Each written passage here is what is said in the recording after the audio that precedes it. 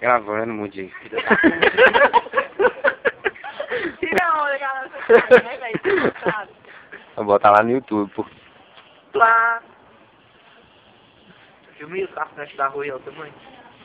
O chefe de boca. Vem cá, menino. E vai. Vai.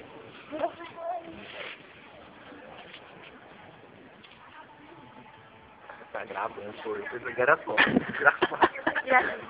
E tá assim. Ô, vamos pro rodízio? De quê? Fica. Caramba. Ô, tu não vai não? Pra onde? Bora pro rodízio agora? Não, vou pra parada aqui. Amanhã. Mas eu tô com muita fome não, né? Nem eu, que eu comi enrolar aqui. De pica?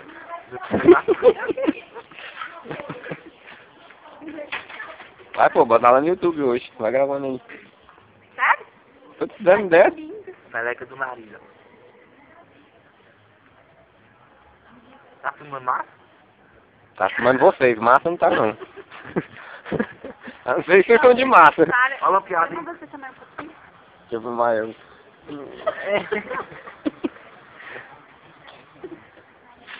Ih, nós vamos pro rodízio de pico. Não é?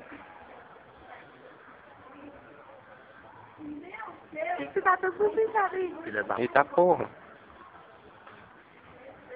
Quem tá vantagem ali? Quem tá filmando é eu, não é você?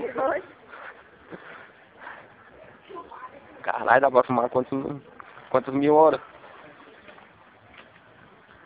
Tá curioso que dá realmente bom não aqui. Parece um farol. Parece não. O caminhãozinho. Hã?